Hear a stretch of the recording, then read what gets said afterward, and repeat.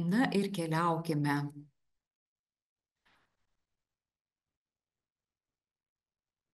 Taigi, kuo ypatingas pirmiausia šis konkursas? Tai Dramtatulio konkursas padeda atrasti talentingus vaikus, dainininkus, muzikantus, pasakotojus, ne tik tai didžiuosiuose miestuose, bet ir atokiausiuose Lietuvos vietose. Ir iš tikrųjų, kad nuo pat pirmojo Tramtatulio šiame konkurse mes sutinkam tokių vaikų, kurių nėra nei folkloro ansambliuose, nei šiaip mes juos kažkur matome. Ir kartais nutinka taip, kad puikiai tie vaikai pasakoja, dainuoja, o kartais net ir groja kokiu nors instrumentu. Na ir žinoma, šis konkursas skatina vaikus, moksleivius, jų mokytojus plačiau pažinti Lietuvos regionų liaudies kūrybos savitumą, folkloro atlikimo, stilistikos, grojimo, dainavimo, pasakojimo tradicijų autentiškumą. Na ir be abejonės prisideda prie visų šių tradicijų perimamumo. Na, o dalyvaujančio jaunimo tarpe išauga liaudies kūrybos vertės, įvairovės suvokimas, atlikimo meistriškumas. Jie puikiai įvaldo pasirinktų folkloro sričių, neretai net ne vienos atlikimo subtilybės. Išties, ne vienas sykį Tramtatulio konkurse dalyvavo vaikai, gebantis groti net keliais instrumentais, kitą sykį ir dainuojantis puikiai, ir pasakojantis, kitą sykį ir dainuojantis, ir pasakojantis, ir grojantis, ir tas vienas vaikas apdovanotas įvairiausiais talentais pasirodo šiame konkurse. Na ir būta tokių vaikų šiame konkurse, kurie pasiruošė patys. Na ir čia jau užaugo tokia antroji Tramtatulio karta. Tai buvę laureatai šiam konkursui ruošia savo mokinius arba savo pačių asmeninius vaikus ir jie irgi tampa laureatais. Tai mums kaip rengėjams išties nepaprastai džiugu. Na ir gal šiek tiek informacijos ir tokios istorijos apie šį konkursą. Tai Tramtatulio konkurso pradžia buvo Kauno mieste. Kauno miesto etninės kultūros mokytojų tokia buvusi taryba, dabar mokytojų būreliu vadinama, ėmėsi tokios iniciatyvos rengti vaikų liaudies kūrybos atlikėjų konkursą Tramtatulis solistus, dainininkus, muzikantus. Ir iš tikrųjų nuo 2002 metų Lietuvos tuometinio liaudies kultūros centro specialistams teko dalyvauti ir vertinimo komisijos darbe. Ir iš tikrųjų Kauno mieste, na, tokia graži labai iniciatyva pačių folkloro ansamblių vadovų. Ir kaip žinia, Kauno pirmojoje muzikos mokykloje dėstoma etnomuzikos specialybė. Tai ten būtent ir tos specialybės vaikai pasirodydavo Tramtatulio konkurse. Na, o 2005 metais buvo toks pareikštas noras tuometinės Kauno tautinės kultūros centro direktorės Astos Vandytės, kad šį konkursą paskleistume visos Lietuvos mastu. Na ir folkloro specialistai Lietuvos nacionalinio kultūros centro, na, kažkaip pasitarė, pagalvojome, kad gal reikėtų išplėsti ir ne vien tik tai solistų konkursą rengti, kad atsiskleistų ta mūsų liaudies kūrybos įvairovė. Iš tikrųjų, norėjusi, kad ir šiame konkurse skambėtų sutartinės, ir žemaičių dainos, ir tos tradicinės kapelytės, ir skudučiai. Na, vienu žodžiu, pakeitėme nuostatus ir tuomet pakvietėme visos Lietuvos vaikus ir, žinoma, pirmiausia jų mokytojus, kad jie atrastų tuos talentingus vaikus ir ruoštų šiam konkursui. Tai išties pirmasis konkursas buvo toks labai, na, savotiškas. Iš tikrųjų, tas suvokimas apie liaudies kūrybą, kaip ją reikėtų atlikti. buvo labai toks, sakyčiau, labai toks ribotas ir čia buvo visa ko, kad ir mėgdžiojo seno žmogaus balso tembrą ir kai kurie vaikai dainavo tokiais rėkiančiais balsais.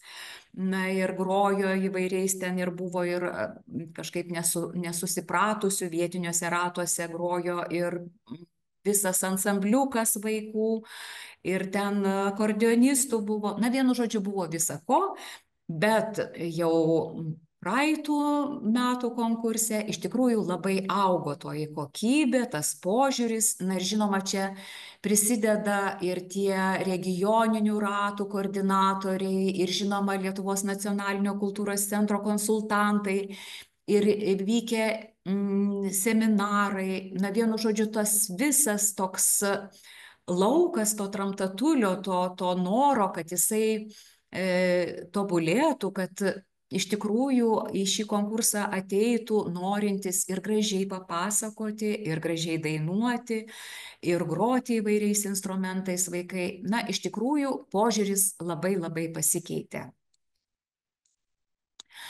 Na ir dabar keletas tokių prisiminimų iš 2023 iš praeitų metų konkurso.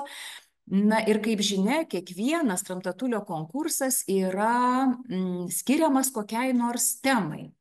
Tai buvo ir tautinio kostiumo metams skirta, ir piliakalnių metams skirtas Tramtatulis, ir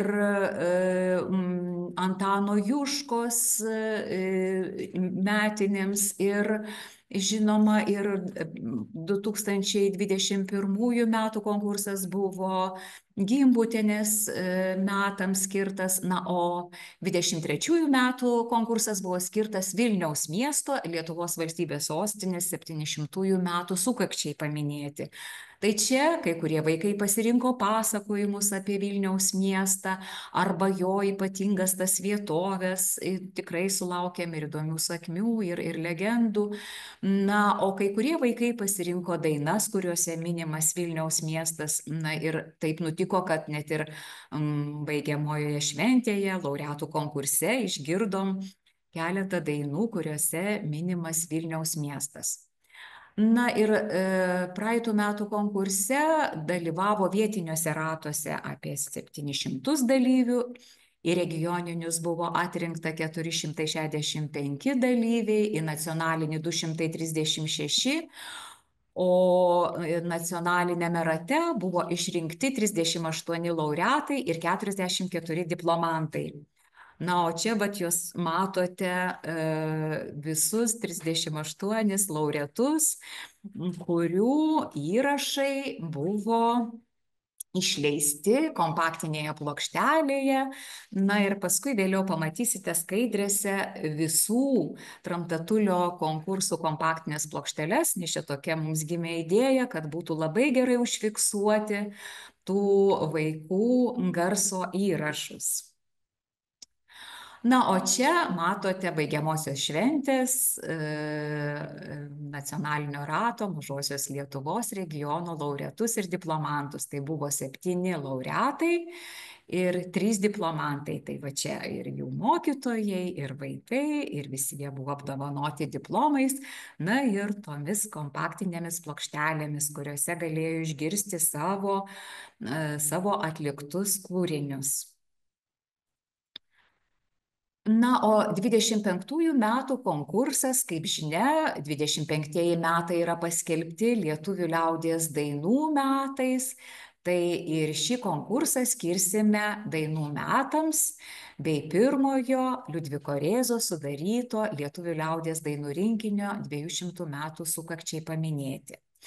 Na ir šią progą, kaip visuomet, dainuojamojo folkloro atlikėjai yra kviečiami rinktis savo krašto liaudies dainas, na, o Mažosios Lietuvos regiono ir didžiųjų miestų dalyviai skatinami pagal galimybės, žinoma, rinktis dainas iš Liudviko Rėzos rinkinio.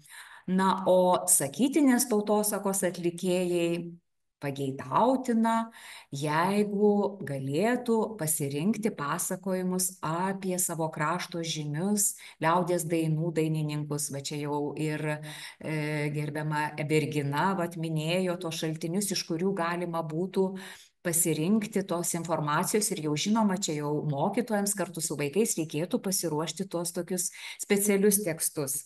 Na ir kaip žinia, yra toks rinkinys, čia Lietuvos muzikos ir teatro akademija leidžia rinkinius apie dainų karalius ir karalienės.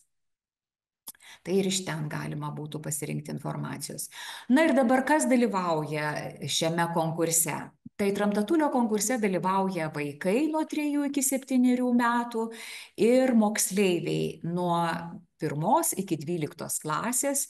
Tai kviečiami dalyvauti iš visos Lietuvos vaikai ir nuo praeitų metų pradėjome kviesti jungtis į šį konkursą ir užsienio lietuvių bendruomenių vaikus.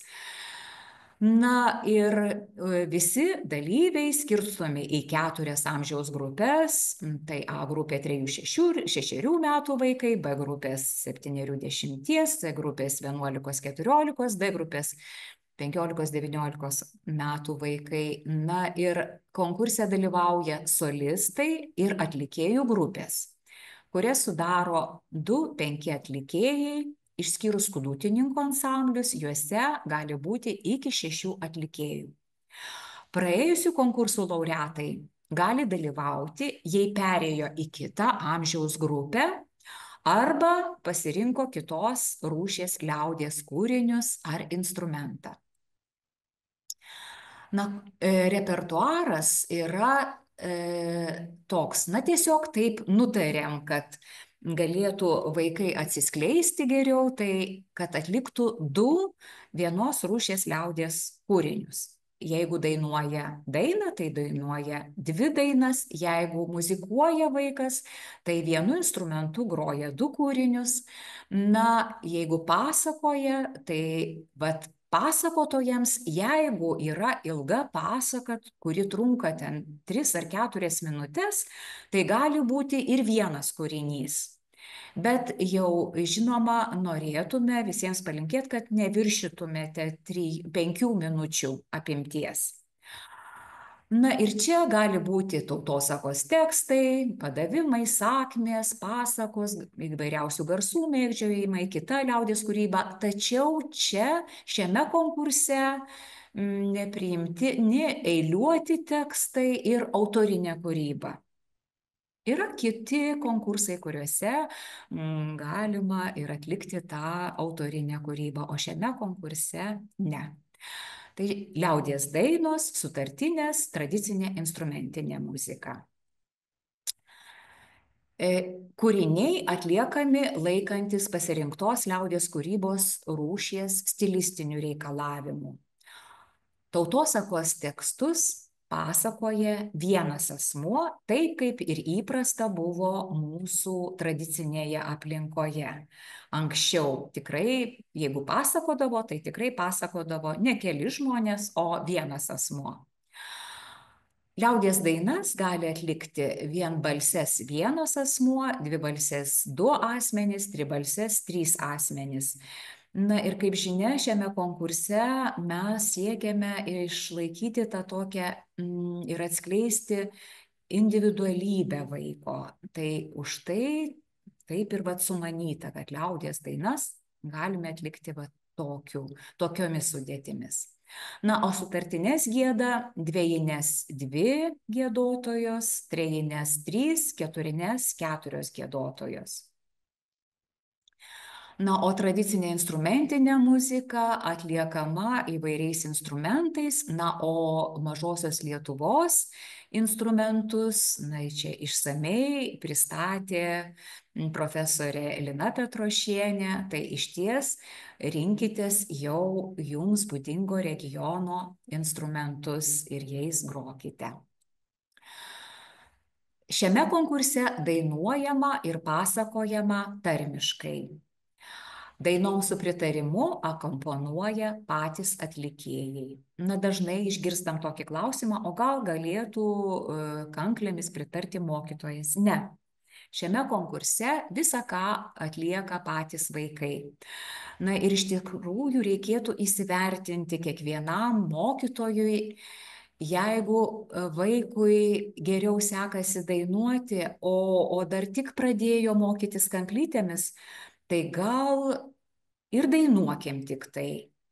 Nes išties kitą kartą taip nutinka, kad tas pritarimas kanklėmis ir pakiša koją, kad vat, vaikas galėtų būti puikiu dainininku, bet vat, pasirinko šitokį tą atlikimą, na ir tuomet negali keliauti į kitą konkurso ratą. Na ir šiame konkurse pageidautina, kad programa ir apranga atitiktų atstovaujamą regioną, o savo pasirodymą pristatytų patys vaikai. Na ir šį konkursą sudaro 3 ratai - vietinis, regioninis ir nacionalinis. Vietinius konkurso ratus organizuoja savivaldybių kultūros, švietimo skyriai arba jų įgaliotos įstaigos, kultūros centrai, etninės kultūros centrai, mokyklos, muzikos mokyklos. Na ir vietinių ratų rengėjams dalyvių mokytojai turi pateikti užpildytą dalyvio anketą ir sutikimą.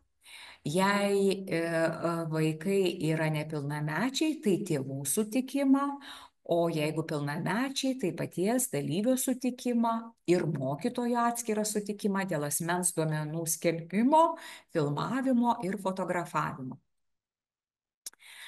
Na, vietiniai ratai 2025 metais vyks sausio-vasario mėnesiais.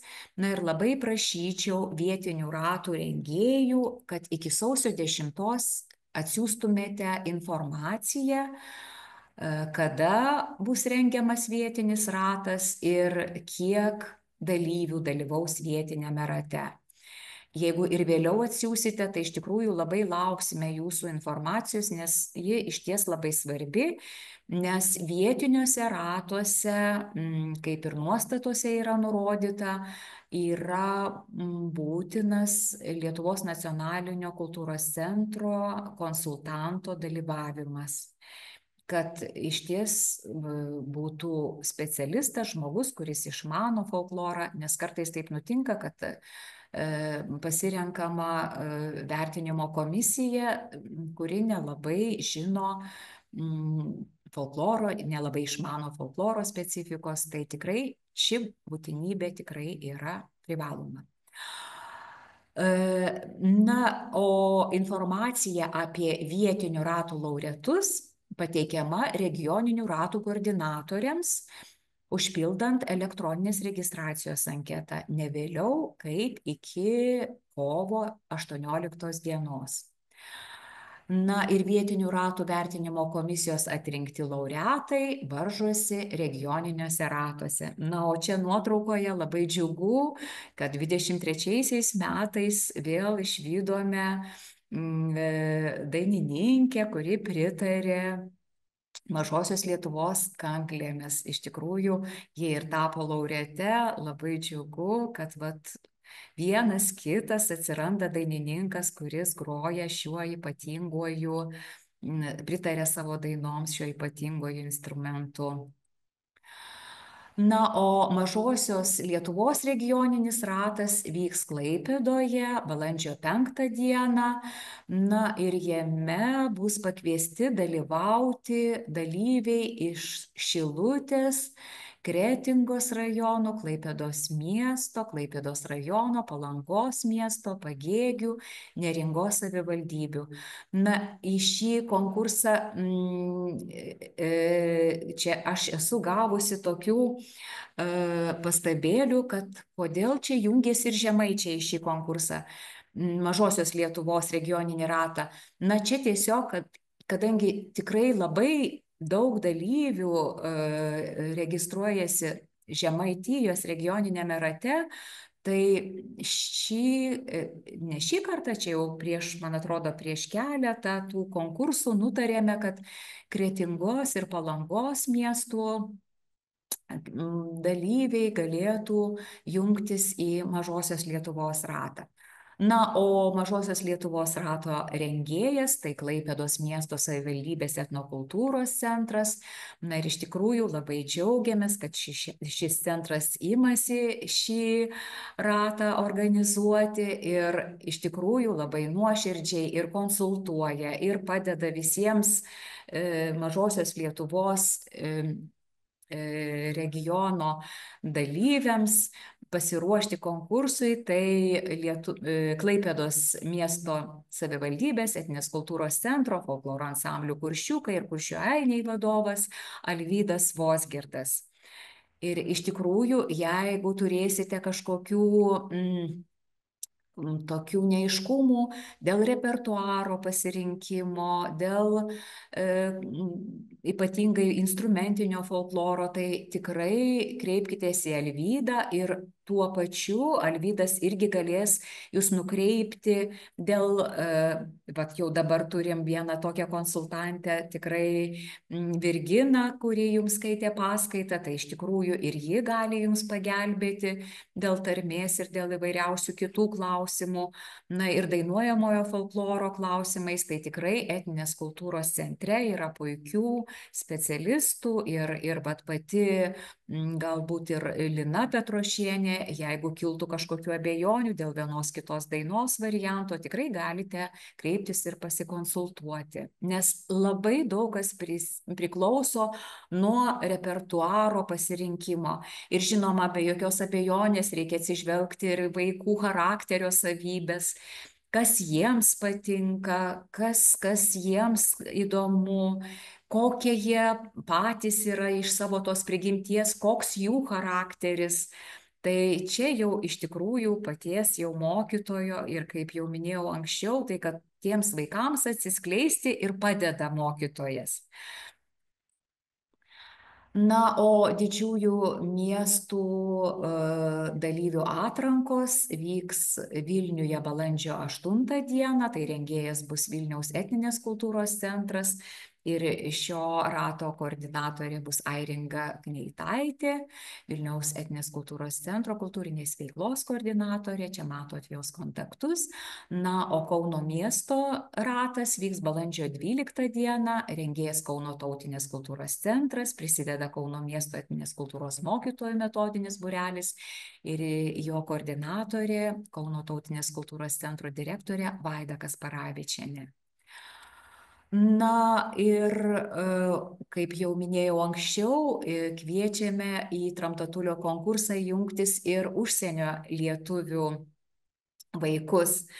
Na ir labai prašytume, jeigu jūs turite savo draugų ar artimųjų giminaičių, kurie turi gabių vaikų ir jie gyvena užsienyje, tai juos paraginti ir kad jie taip pat ruoštųsi ir dalyvautų šiame konkurse. Na, o užsienio lietuvių bendruomenių dalyviai paraiškas drauge su sutikimais ir filmuotą medžiagą siunčia koordinatoriai Jurgai Gailiūtei. Tai yra, ji yra Lietuvos nacionalinio kultūros centro pasaulio lietuvių bendruomenių kultūros specialistė. Na, o kaip tą medžiagą nufilmuoti, tai prie nuostatų yra pateikiama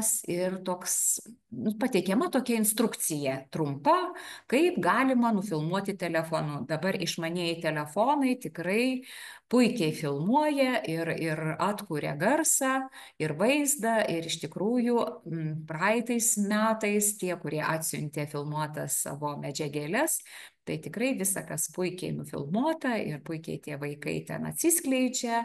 Ir turėjom net iš 7 šalių atstovus, kurie dalyvavo tam pirmajam rate, tai tikrai labai džiugu. Na, o jeigu jūs turite tokių pažįstamų užsienyje, tai tikrai kviečiame, na, jiems tiesiog kažkaip nutiestą kelią į Tramtatulį. Na, o regioninių Vilniaus, Kauno ir užsienio lietuvių ratų koordinatoriai informaciją apie laureatus ir sutikimus pateikia nacionalinio rato koordinatoriai Vaidai Kasparavičienei ne vėliau kaip iki balandžio 16 dienos. Na ir nacionalinis ratas 2025 metais vyks gegužės 10-11 dienomis Kaune. Na ir jo rengėjai Lietuvos nacionalinis kultūros centras, Kauno tautinės kultūros centras ir prisideda Kauno miesto etninės kultūros mokytojų metodinis būrelis. Na, o jį koordinuoja ir tikrai labai džiaugiamės tuo bendradarbiavimu. Tai Kauno tautinės kultūros centras ir jo koordinatorė ir direktorė Vaida Gasparavičienė. Na, o gegužės mėnesį Lietuvos nacionalinėme kultūros centre pakviesime garso įrašų studijoje įsirašyti savo kūrinius jau nacionalinio rato laureatus. Na, o Klaipėdos miesto ir Klaipėdos rajono berods dalyviai įrašus pasidarė ir Klaipėdos mieste. Na tai matysim čia jau ateityje, kaip čia geriau, kaip patogiau bus, na ir čia susitarsime. Ir konkurso laureatų koncertas bei laureatų ir diplomantų šventė vyks Lietuvos etnografijos muziejuje Rumšiškėse 25 metų birželio 15 dieną. Ir šios šventės rengėjas Lietuvos nacionalinis kultūros centras. Na, o kodėl pasirinkome Lietuvos etnografijos muziejų? Tai kadangi kiti metai ir pats konkursas yra skiriamas lietuvių liaudies dainų metams, tai norėjome, kad vėl galėtume kažkokioje vienoje vietoje atrasti visus Lietuvos regionus ir turėti galimybę tiek vaikams, tiek ir kai kuriems mokytojams apsilankyti šiame muziejuje, visose tose sodybose, nes yra kiekvieno regiono sodyba, na ir pabūti toje aplinkoje, kurioje galbūt ir gimė tos liaudies dainos. Taigi ir čia bus dainuojamos visų 5 Lietuvos regionų liaudies dainos ir beje dar nepaminėjau, kad sausio pradžioje paskelbsime kiekvieno regiono bendras dainas ir kviesime jas dainuoti tiek vietinių ratų rengėjai, kad pasirūpintų, kad tos dainos nuskambėtų, tiek regioniniuose ratuose ir nacionalinėme rate, kad dainos visuomet bendros dainos skambėtų. Tiesiog, kad jos taptų tokiomis tramtatulio visuotinėmis dainomis ir kad iš tikrųjų tie metai tiek vaikams, tiek mums visiems įsimintų kaip lietuvių liaudies dainų metai. Na, o kaipgi vertinami, į ką atsižvelgiant vertinami konkurso dalyviai? Tai visų pirma, pagal pasirinktų kūrinių meninę vertę, atlikimo stilių, įtaigumą, laisvumą, balso natūralumą, grojimo meistriškumą, sceninę kultūrą. Na, regioniniam ratui iš kiekvieno rajono ir miesto vertinimo komisija atrenka geriausius dainininkus, muzikantus, pasakotojus, iš viso nedaugiau kaip 10 atlikėjų. Atlikėjo grupę laikant vienetų. Tai pavyzdžiui, jeigu yra instrumentinė grupė, tai ji ir yra tas vienetas. Jeigu yra dainininkų grupė, yra vienetas. Taigi, kad nebūtų taip, nes aš sulaukiu tokių klausimų, ar iš viso tik tai 10 vaikų gali dalyvauti? Ne. Gali dalyvauti daugiau vaikų, jeigu dalyvauja grupės. Na, o iš Vilniaus ir Kauno miestų nedaugiau kaip 20 atlikėjų, na, o užsienio lietuvių bendruomenių dalyvių skaičiaus nereglamentuojame. Na ir nacionalinio rato komisija išrenka ir apdovanoja kiekvienos amžiaus grupės, tai tų 4 išvardintų amžiaus grupių, na, o kartais ir susidaro mišraus amžiaus grupės. Tai ten jau dažnai būna, kad broliai, seserys arba instrumentinių grupių atlikėjai ten iš skirtingų amžiaus grupių, tai tuomet išskiriam ir tą mišraus amžiaus grupę. Tai visų amžiaus grupių būna pasakotojai, solistai dainininkai, solistai muzikantai, muzikantų grupės, sutartinių giedotojos, muzikantų grupės, šeimos, broliai, seserys. Tai vienu žodžiu toks gražus laureatų būrys susidaro ir jie visi apdovanojami diplomais. Ir jau taip jau yra nusistovėję, kad jau tie vaikai, kurie išrenkami, pavyzdžiui, kaip praeitais metais buvo išrinkti net 2 muzikantai, kurie meistriškai grojo net keliais instrumentais, tai tie vaikai pelnė tokį simbolį Tramtatulio. Tai skulptūrėlė, Kelytė skulptūrėlė, kurią sukuria Tautvilas Paviljonis, mūsų žinomos dainininkės Veronikos Paviljonienės sūnus, profesionalas, skulptorius. Ir kiekvienam Tramtatuliui, jeigu tik mes turime tų geriausių muzikantų ar dainininkų, ar geriausių iš geriausių atlikėjų, kaip yra būta, kad vienas, ne vienas, net ir keli buvę Tramtatulio tokie geriausi iš geriausių išrinkti, kurie dainavo, grojo keliais instrumentais. Ir iš tikrųjų tie vaikai buvo ypatingi atlikėjai, o praeitame konkurse, kaip jau minėjau, buvo išrinkti 2 muzikantai ir vienas geriausias dainininkas ir pasakotojas.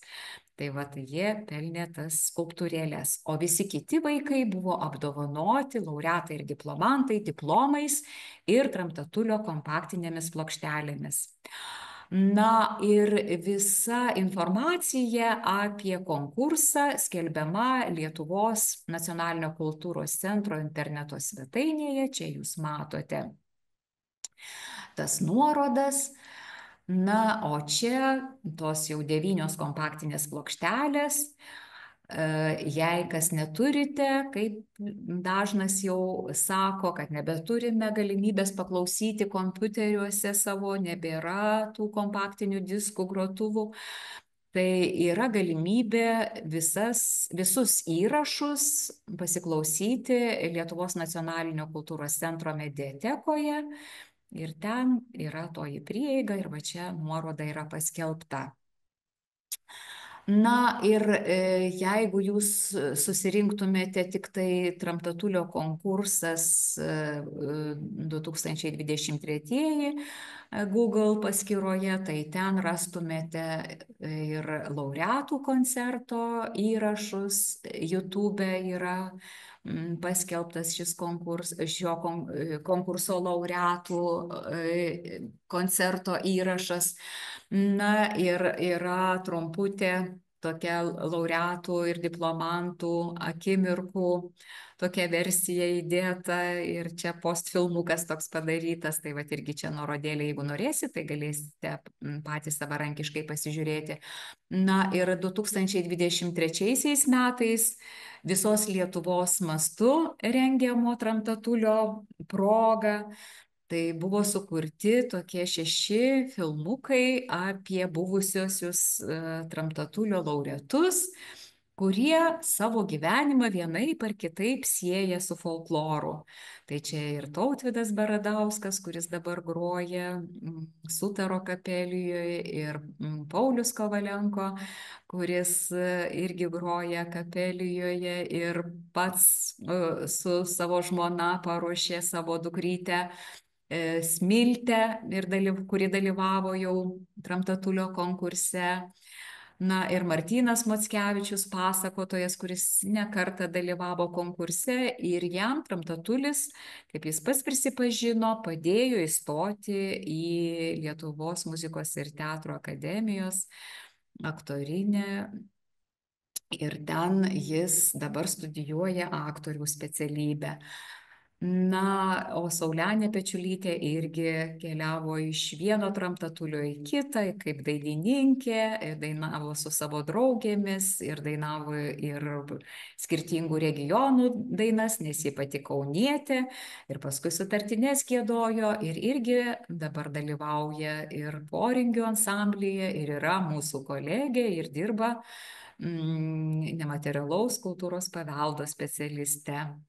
Na, o Saulė Miškinytė, tai Žiūrų, Varėnos rajono Žiūrų anūkė ir iš tikrųjų ji nuo pat mažumės pradėjus kaip pasakotoja, vėliau dainavo ir vis dalyvavo tai viename, tai kitame konkurse ir vis išties vis gražin ir gražin tos dainos skambėjo ir tikrai Saulė Miškinytė ir toliau va dabar dalyvauja poringių ansamblyje ir toliau savo dainuoja labai tokiu prigimtiniu, gražiu, išskirtiniu tokiu dzūkišku tembru pasižyminti.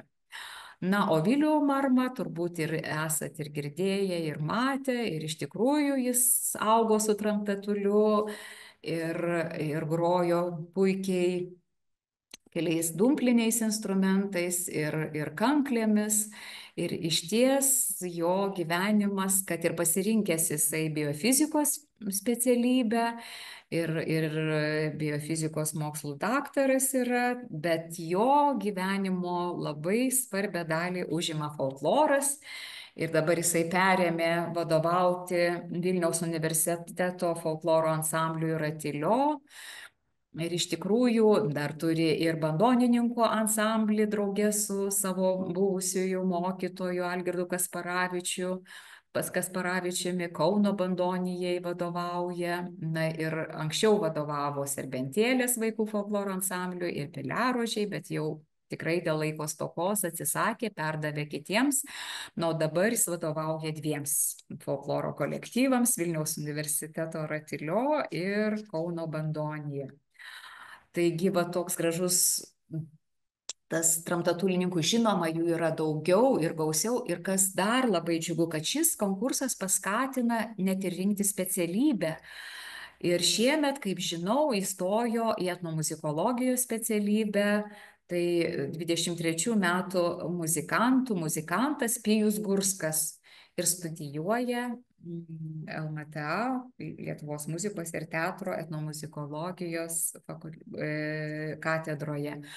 Na ir daugiau būta, ir Vera Venskūnaitė Čepulienė irgi sakė, kad jai buvo didžiulis toks stimulas plačiau domėtis liaudies kūryba ir va šis konkursas ją paskatino studijuoti etnomuzikologiją.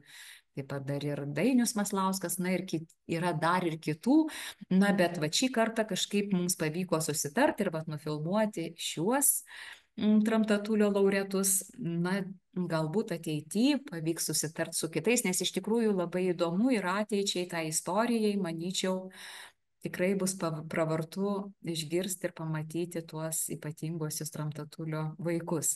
Na, o šiaip visiems labai dėkoju uždėmesi ir jeigu turėtumėte klausimų, tai prašyčiau klausti, o jei ne, tai tikrai yra klausiančiųjų. Aš norėčiau paklausti galbūt dėl rūbų, žinot, specifikos. Gal turit Taip. kokių nors patarimų, aišku, atlikėjai, kurie turi patirtį, dalyvauja šituose ansambliuose, jie žino iš kur, kaip, ką, o jeigu neturi tokios patirties, jeigu neturite tinkamo tautinio kostiumo, tai reikėtų rengtis paprastai, taip nuosaikiai, nereikia ten labai smarkiai išsipuošti kažkokių blizgučių, bet tiesiog išeiginė apranga ir tokių vaikų yra būta ir tikrai yra dalyvavę konkurse, tikrai tai nėra kliūtis kad jeigu neturiu tautinio kostiumo, tai negaliu dalyvauti Tramtatulio konkurse. Bet iš tikrųjų tiesiog tokia saikinga apranga ir galite dalyvauti paprastai apsirengę. Ir dar norėčiau pasakyti tokią pastabėlę, dabar žinom, kad darželiuose, bet iki mokyklinėse įvairiuose įstaigose yra pasklydęs tas, žinot, sukurtas tas toks pseudo tautinis kostiumas, tai šiame konkurse tikrai prašytume juo nesirengti. Nereikia. Nes jis tiesiog išdarko tą supratimą tautinio kostiumo ir va šiame konkurse, tai mes kiekvieną sykį, kiekvieną progą tiesiog prašom, kad šio kostiumo nenaudotumėte. Čia Juozo Statkevičiaus buvo sukurtas toks supaprastintas variantas ir čia buvo didysis tas toks bumas ir per visur, čia po visą Lietuvą pasklido tie tokios uniformėlės pseudotautinio kostiumo, bet tikrai kviečiam šiame konkurse nesirengti šito kostiumo. Dėkoju. Tai va. Na, o šiaip tai iš tikrųjų labai dėkojam visiems tiems, kurie ruošiate ir nuolatos ruošiate vaikučius šiam konkursui, o tie, kurie jungėtės pirmą kartą, čia žinoma, mes turėjom tokią mintį, kad čia jungtųsi tie, kurie pirmą kartą ruošia, bet tikrai tas pasikartojimas ir prisiminimas visako, tai nėra blogai, juolab, kad kiekvieną kartą vis atsiranda naujų lektorių, tai ir mums patiems, folkloro specialistams yra įdomu ir išgirsti įvairiausių naujienų ir kitokių nuomonių. Tai manyčiau, kad šie seminarai visiems yra naudingi. Tai kągi, lauksime jūsų vaikų ir tikrai labai kviečiu. Jeigu rinkatės repertuarą, tai tikrai pasitarkite su tais konsultantais ir kągi visiems linkiu kuo didžiausios sėkmės ir iki pasimatymo konkurse.